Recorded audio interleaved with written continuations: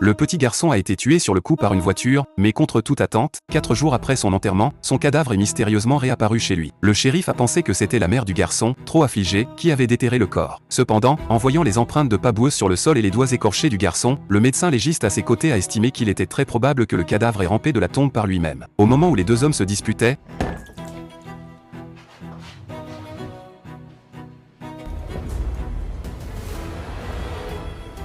en voyant un gobelet renversé sur la table, le shérif terrifié est immédiatement sorti, tandis que le médecin légiste audacieux s'est directement approché du garçon.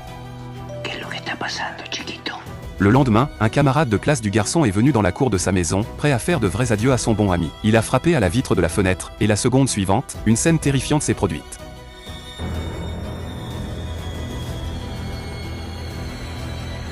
L'histoire commence dans une petite ville isolée. Alors qu'une belle femme lavait des légumes dans la cuisine, elle a soudainement entendu un bruit étrange provenant des canalisations. Perplexe, elle s'est penchée pour écouter attentivement, et il semblait que quelqu'un chuchotait quelque chose à l'intérieur.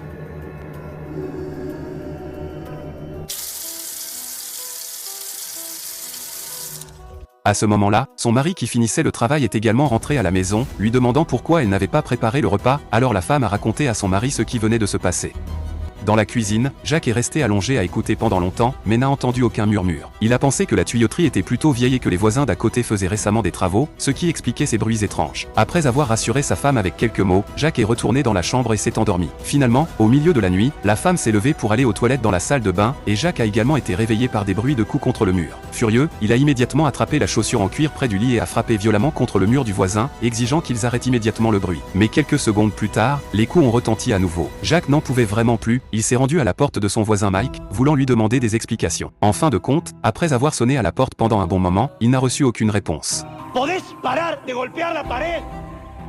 Après avoir fini de l'insulter, Jacques est retourné dans sa chambre pour se recoucher. Mais à ce moment-là, il a de nouveau entendu, le bruit des coups contre le mur semblait provenir de sa propre salle de bain. Il s'est dirigé d'un pas vif vers la salle de bain, et au moment où il a poussé la porte, la scène sous ses yeux a complètement stupéfié Jacques. Il a vu sa femme flottant dans les airs, couverte de sang, son corps se jetant de manière incontrôlable contre le mur. Jacques a voulu s'avancer pour l'en empêcher, mais était totalement impuissant. Finalement, il n'a pu que regarder, impuissant, sa femme se faire fracasser vivante jusqu'à devenir un cadavre en charpie. Après la mort étrange de sa femme, Jacques a été arrêté par la police en tant que suspect.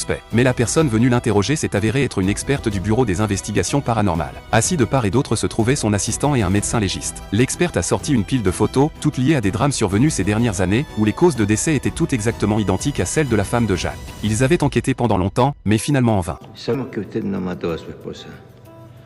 No tenemos pruebas concretas, pero estamos detrás de eso. L'experte voulait trouver des indices auprès de Jacques, et lui a donc demandé